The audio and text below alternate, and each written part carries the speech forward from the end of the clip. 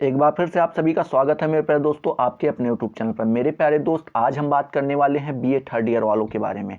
अगर आप BA third year में हैं और आपने शिक्षा शास्त्र ले रखा है तो यह वीडियो शुरू से लेकर अंत तक जरूर देखिएगा। इसमें हम बात करेंगे मुक्त या खुला विश्वविद्यालय के बारे में। इसके बारे में चर्चा करेंगे, इसकी आवश्यकताओं को जानेंगे। तो आपको वीडियो को शुरू से लेकर अंत तक देखना है। इस वीडियो में काफ़ी ज़्यादा मज़ा आने वाला है। तो चलिए स्टार्ट करते हैं, ठीक है। बात करें तो शिक्षा नवाचारों में खुला विश्वविद्यालय आजकल चर्चा का विषय बना हुआ है, ठीक है।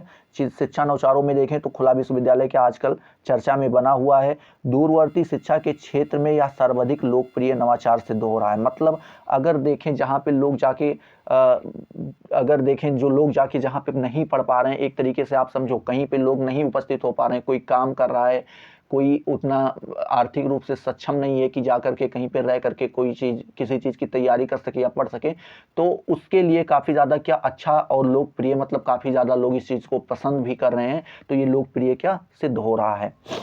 इसके नाम से ही इसके अर्थ का बोध हो जाता है। तो हाँ, आपको नाम से ही क्या इसके अर्थ का बोध हो जाता है। जैसे मुक्त विद्यालय, खुला विद्यालय, खुला विश्वविद्यालय, मतलब आपको एक चीज़ समझ में आ जाती होगी, हाँ, कि मतलब खुला विश्वविद्यालय या मुक्त विश्वविद्यालय से ही कि इसमें किसी भी प्रकार का बंधन नहीं होगा, किसी भी प्रकार की आपको बाध्यताएं नहीं होंगी कि आपको ये चीज़ें करनी ही हैं, ठीक है। बात करें इस नवाचार को विभिन्न विशेषज्ञों ने अनेक नाम दिए हैं।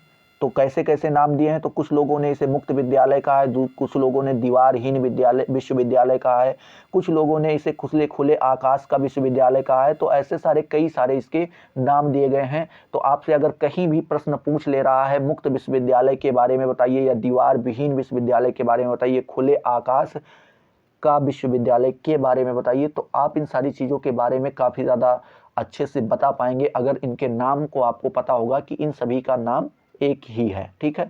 नाम अलग अलग हैं, बस अर्थ एक ही है।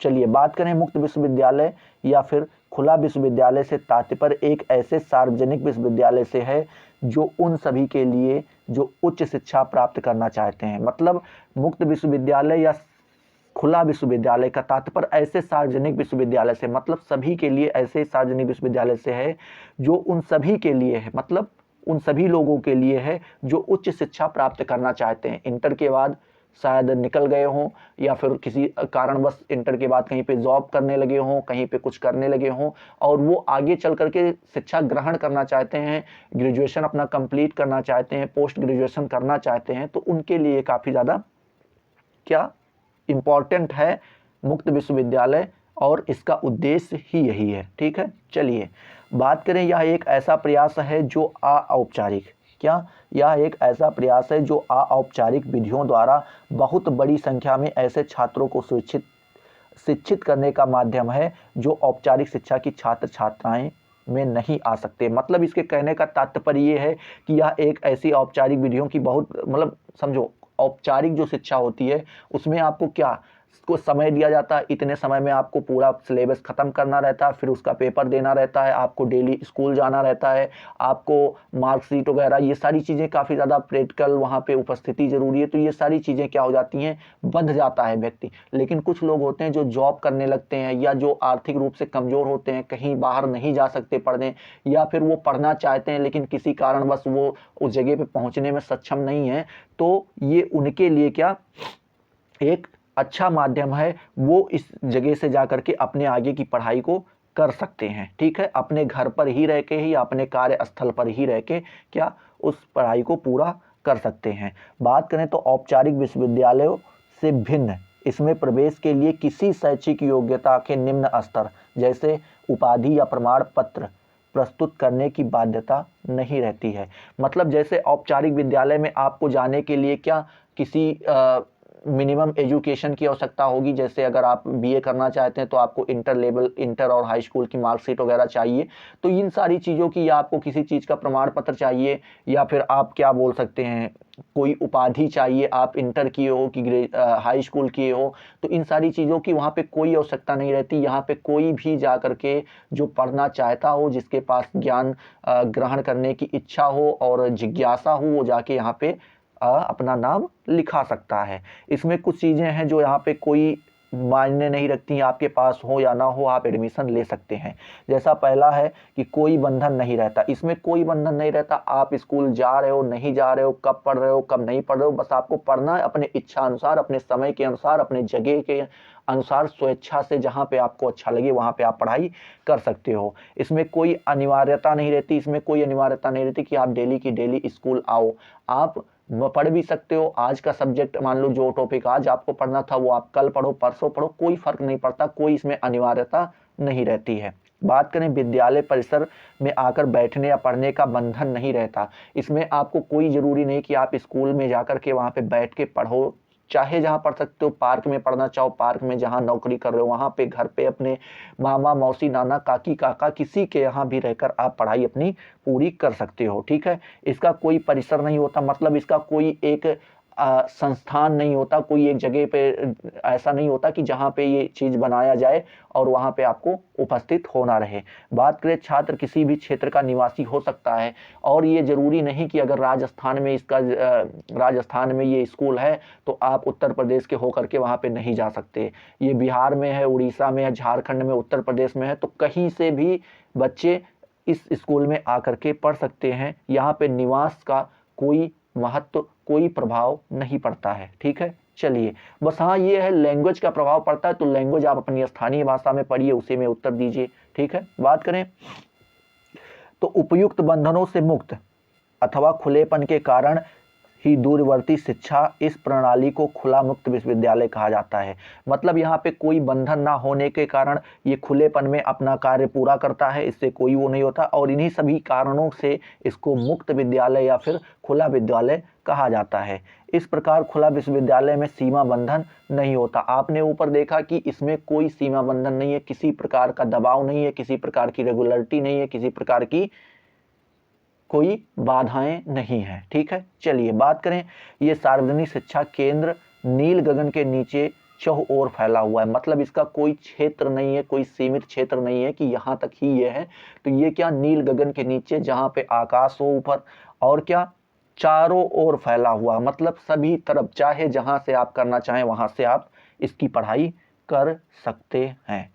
बात करें खुले विश्वविद्यालय में, तो वर्ष के ऊपर की आयु का कोई भी व्यक्ति, चाहे उसके पास कोई शैक्षणिक प्रमाण पत्र हो ना हो, प्रवेश पा सकता है। मतलब इसमें कोई लिमिट नहीं है कि आप 12 साल, 18 साल, 25 साल, 32 साल, 65 साल, 70 साल, 80 साल, 99 साल के अगर हो जाओ, अगर आपको लगता है कि भैया हमें पढ़ना चाहिए, तो आप एडमिशन ले सकते हैं। यहाँ पे कोई वैल्यू नहीं रखता कि आप कितने उम्र के हैं, आपके पास कौन से सर्टिफिकेट है कि नहीं है, आप एडमिशन ले सकते हो। ठीक है, चलिए बात करें अगले पॉइंट की, तो विश्वविद्यालय में आकर बैठकर शिक्षक के मौखिक पाठ लेने की आवश्यकता नहीं होती है। ना इसमें आपको कहीं पे भी विद्यालय में जाकर के जो शिक्षक पढ़ा रहा है उस चीज़ को पढ़ने की आवश्यकता होती है। आप कहीं से भी रह करके, बताया नहीं कि अगर आप नहीं चलने में सक्षम हैं, या आप आर्थिक रूप से कमज़ोर हैं, या आप कहीं पे जॉब कर रहे हैं, या फिर आपको कोई भी परेशानी हो सकती है, काफ़ी ज़्यादा परेशानियां हो सकती हैं, जो लोग पढ़ाई छोड़ देते बीच में, तो वो अपने पढ़ाई को, अपने कार्य को करते हुए साथ में दोनों को आगे अग्रसर हो सकते हैं। ठीक है, चलिए बात करें अगला पॉइंट जो है, विश्वविद्यालय के भौगोलिक क्षेत्र में रहने वाले व्यक्ति अपने निवास स्थान या कार्य स्थल पर अपना दैनिक कार्य अथवा जीविकोपार्जन करने हेतु इन विश्वविद्यालय द्वारा शिक्षा ग्रहण कर सकता है। इसमें कह रहे हैं कि विश्वविद्यालय में जरूरी नहीं कि आप वहां पे आओ, अगर आप क्या कोई दैनिक कार्य कर रहे हो, या आप अपने मतलब अगर आप अपने किसी चीज़ की कहीं से कमाई कर रहे हो, कहीं पे आप जॉब कर रहे हो, तो अपने निवास स्थान या कार्य स्थल से ही रहकर अपनी पढ़ाई आप पूरी कर सकते हो। बात करें तो खुले विश्वविद्यालय में निर्धारित पाठ्यक्रम को छात्र को अपनी गति से समाप्त कर परीक्षा में बैठ सकते हैं। मतलब इसमें कोई जल्दी नहीं होती कि आपको 6 महीने, 1 साल, 2 साल के अंतर्गत इस चीज़ को पढ़ के जाके पेपर दे सकते हैं। आपके पास पूरा समय होता है, किसी चीज़ को आप 2 महीने में भी पढ़ के जाके पेपर दे सकते हैं, और किसी चीज़ को आप 4 साल भी लगा सकते हैं। कोई इसमें समय की पाबंदी नहीं है। उसके लिए इस बात का बंधन नहीं रहता कि पाठ्यक्रम को सीमित समय या अवधि पर समाप्त करना पड़े। मतलब उसके पास इस चीज़ का कोई वो नहीं है कि मतलब अब तुम एडमिशन ले लिए हो तो अब अगले जनवरी में जो है आपका पेपर होने वाला है, तो इस चीज़ का कोई बंधन नहीं रहता। वो जब आराम से अपने आप को लगे कि हाँ मैंने पढ़ लिया, मुझे आ रहा है, तो वो जाके पेपर दे सकता है। ठीक है, चलिए बात करें आगे। तो खुला विश्वविद्यालय एक ऐसा नवाचार है, खुला विश्वविद्यालय एक ऐसा नवाचार है जो शैक्षिक तकनीकी का सहारा लेकर उच्च शिक्षा को आम जनता तक अल्प व्यय में पहुंचाने में सक्षम है। बात करें खुला विश्वविद्यालय को, कह रहे हैं एक ऐसी नई प्रक्रिया है, एक ऐसी नई क्या बोल सकते हैं, नई शिक्षा है, एक तरीके से नई तकनीकी है जो क्या मतलब ऐसी तकनीकी है जो कम व्यय, अल्प व्यय मतलब थोड़े पैसे में ही किसी को भी शिक्षित कर सकता है। बात करें अध्यापक के स्थान पर इस विश्वविद्यालय में दृश्य श्रव्य सहायक उपकरण यथा दूरदर्शन, लघुचित्र, सीतावाद द्वारा कार्य संपन्न होते हैं। मतलब यहाँ पे विद्यालय की जगह विद्यालय में अध्यापकों के स्थान पर क्या कुछ सुनने वाले चीज़ों के लिए जैसे आप बाजे का प्रयोग कर सकते हैं, रेडियो का, ठीक है, उसके बाद देखने के लिए टीवी, लैपटॉप, कंप्यूटर, मोबाइल कुछ भी आप प्रयोग कर सकते हैं, या आप सुनने के लिए रेडियो वगैरह इस्तेमाल कर सकते हैं,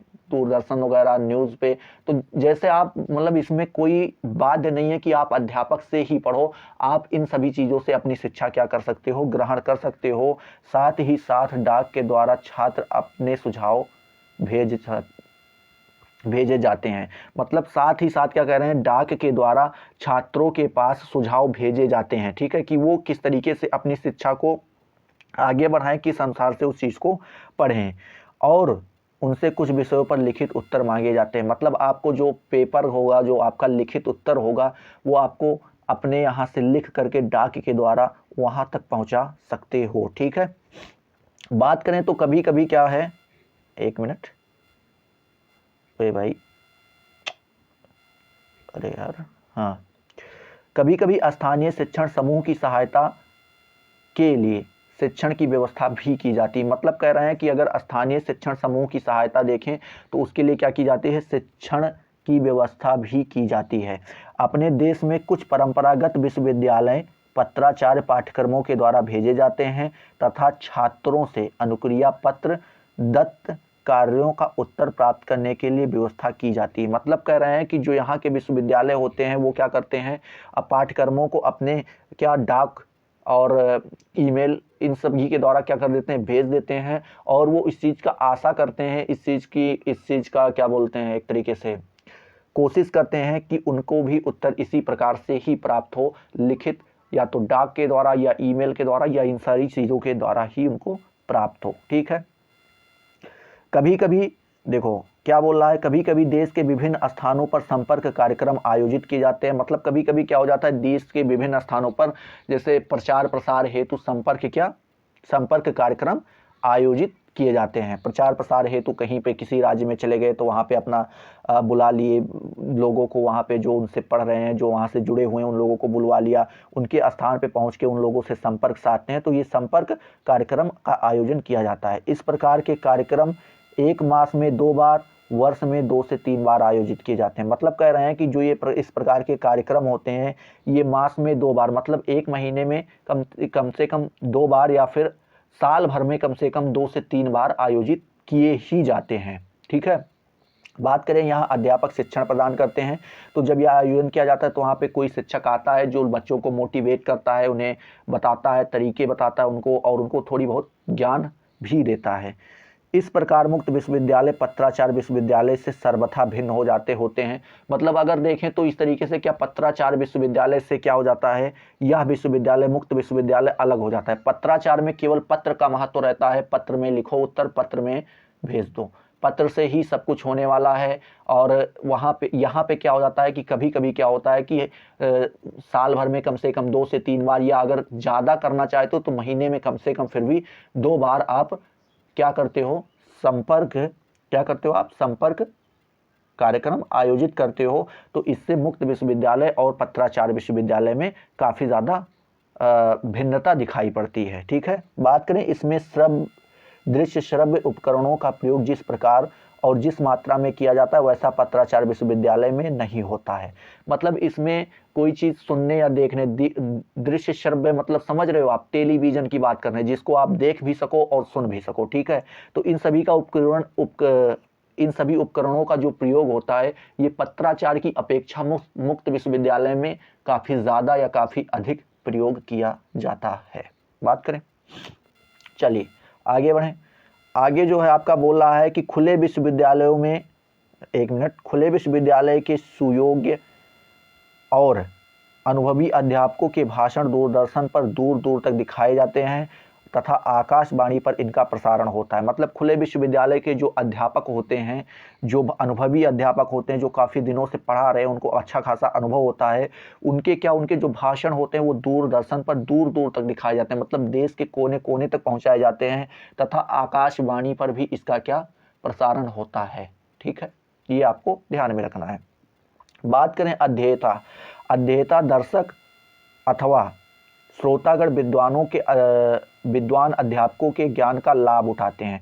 मतलब जो उस चीज़ का संचालन कर रहा है, जो देख रहा है, जो सुन रहा है, तो ये लोग क्या करते हैं, उस चीज़ का लाभ उठाते हैं। जो बड़े बड़े अध्यापक वहाँ से दूरदर्शन या आकाशवाणी द्वारा अपने भाषण को, अपनी बातों को कहते हैं, तो उस चीज़ से वो दूर दूर बैठ कर के, दूर होते हुए भी उस चीज़ से लाभान्वित हो पाते हैं।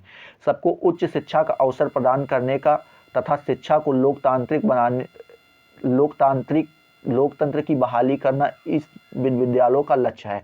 मतलब ये कह रहे हैं कि यहाँ पे सभी लोगों को क्या शिक्षा प्रदान करने के लिए, मतलब कोई भी हो यहाँ पे सभी को समान अवसर मिलना चाहिए, मतलब सभी को अवसर मिलना चाहिए शिक्षा प्राप्त करने हेतु। अगर वो जॉब कर रहा है, नहीं पहुँच पा रहा है, किसी तरीके से कमज़ोर है, तो फिर भी उसको शिक्षा मिले। यह क्या मेन उद्देश्य होता है किसका, मुक्त विश्वविद्यालयों का, इन विश्वविद्यालयों का, ठीक है। बात करें मुक्त विश्वविद्यालय के कुछ महत्व के बारे में, ठीक है।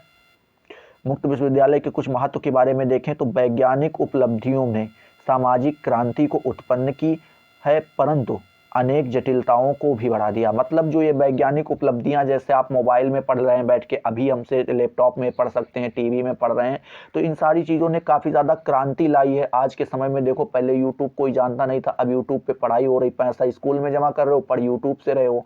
तो ये सारी चीज़ें जो क्रांति एक तरीके से आई हैं, ये आई तो हैं, इनसे हमें काफ़ी ज़्यादा लाभ भी हुआ है, लेकिन इन्होंने काफ़ी ज़्यादा जटिलताओं को, मतलब समस्याओं को भी बढ़ा दिया है, ठीक है।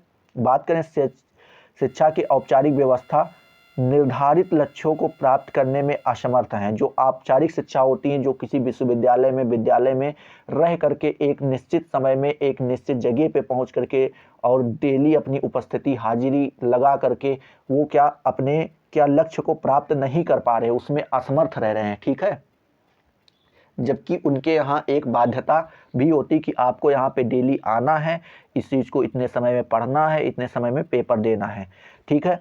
उच्चतर शिक्षा के क्षेत्र में भी मूल्यों का ह्रास निरंतर हो रहा है। बात करें उच्चतर शिक्षा मतलब जो ग्रेजुएशन वगैरह है, तो इसमें भी मूल्यों में काफ़ी ज़्यादा हास्य हो रहा है, मतलब काफ़ी ज़्यादा हानि हो रही है। इसीलिए यह आवश्यक हो गया है कि हम वर्तमान परिस्थितियों में अनौपचारिक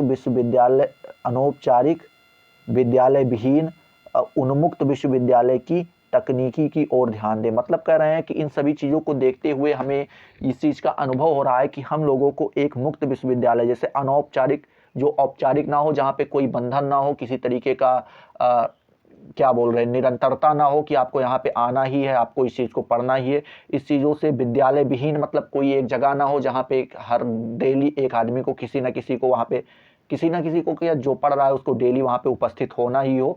तो इन सारी चीज़ों को हमें ध्यान से हटाना पड़ेगा। मतलब हमें एक मुक्त विश्वविद्यालय, जिस तरीके से हम लोग देख रहे हैं, मुक्त विश्वविद्यालय की स्थापना करना जरूरी है, क्योंकि हो सकता है जो व्यक्ति दिन में पढ़ने में सक्षम ना हो, किसी कार्य से कोई कार्य कर रहा हो, वो रात में अपना पढ़ सके। तो इस चीज़ों को बोल रहे हैं कि हमें मुक्त विश्वविद्यालय की ओर ध्यान देना चाहिए। बात करें तो राष्ट्रीय मुक्त विश्वविद्यालय भारत में विश्वविद्यालय शिक्षा के प्रसार के लिए प्रभावशाली विकल्प प्रस्तुत करता है। मतलब कह रहा है राष्ट्रीय मुक्त विश्वविद्यालय जो है वो भारत में विश्वविद्यालय शिक्षा के प्रसार के लिए प्रभावशाली विकल्प प्रस्तुत कर रहा है। मतलब एक काफ़ी अच्छा ठोस जो है हमारे लिए एक विकल्प हमारे सामने ला रहा है। बात करें राष्ट्रीय शिक्षा नीति 1986 में कहा गया मुक्त विश्वविद्यालय की व्यवस्था उच्च शिक्षा के अवसर प्रदान करने के लिए तथा शिक्षा में लोकतंत्र के लिए एक साधन के रूप में प्रारंभ की गई है। जब राष्ट्रीय शिक्षा नीति 1986 आई मेरे प्यारे दोस्त, तो उसमें कहा गया कि मुक्त विश्वविद्यालय की व्यवस्था जो है वो उच्च शिक्षा के अवसर प्रदान करने के लिए, मतलब उच्च शिक्षा में अवसर, जैसे आप लोग को तो पता ही होगा कि काफ़ी सारे बच्चे जो आपके आसपास होंगे जो कक्षा 8 से ही पढ़ाई छोड़ दिए होंगे, कुछ लोग कक्षा 10 में जा कर के छोड़ देते, कुछ ही लोग 12 में जाके, और कुछ लोग जैसे जो ये लोग छोड़ देते हैं, ये हो सकता है कुछ ही लोग हों जिनको पढ़ना ना पसंद हो, लेकिन 80% से 90% के बीच में मेरे प्यारे दोस्त वो मजबूरी के कारण अपनी शिक्षा को वहीं पे छोड़ते हैं, पैसे के कारण या फिर कहीं पे पहुंचने में सक्षम नहीं होते हैं। तो इन सभी चीज़ों के कारण जो वो अपनी शिक्षा को छोड़ देते हैं, तो इनको निरंतरता उस चीज़ को अग्रसर करने के लिए ये क्या मुक्त विश्वविद्यालय की जो है ये अवसर देता है कि आप क्या करो, अपनी शिक्षा को, अपनी पढ़ाई को सतत आगे प्रयास में, मतलब लगातार रेगुलरिटी बनाए रखो, ठीक है।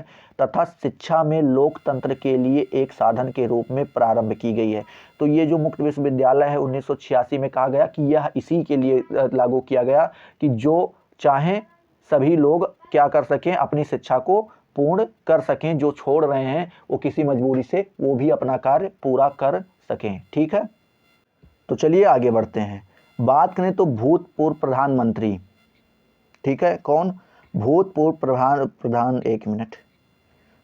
प्रधानमंत्री दिवंगत श्री राजीव गांधी ने इंदिरा गांधी राष्ट्रीय मुक्त विद्यालय के संबंध में कहा था, हमारा प्रयास है कि भारत के गरीब से गरीब, पिछड़े से पिछड़ी जनता के बच्चों को अच्छी से अच्छी शिक्षा मिले, और आज हमारी उसी दिशा में एक कदम आगे बढ़ रहे हैं। इस मुक्त विश्वविद्यालय से देश के कोने कोने तक शिक्षा पहुंचेगी।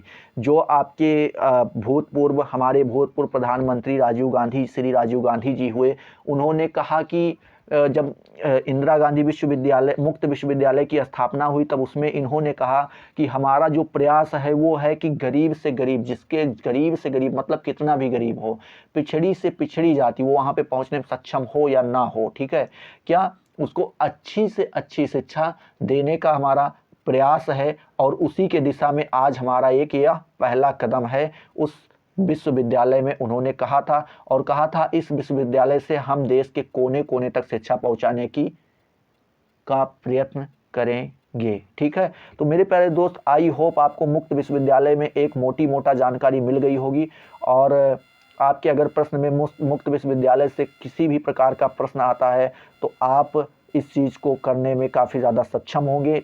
तो अगर मेरे प्यारे दोस्त यह वीडियो पसंद आया है तो वीडियो को फटाफट लाइक कर दो और अपने दोस्तों के साथ शेयर कर दो। ऐसे ही और वीडियोस देखने के लिए चैनल को सब्सक्राइब कर दो। मिलते हैं अगले वीडियो में, तब तक के लिए जय हिंद, जय भारत।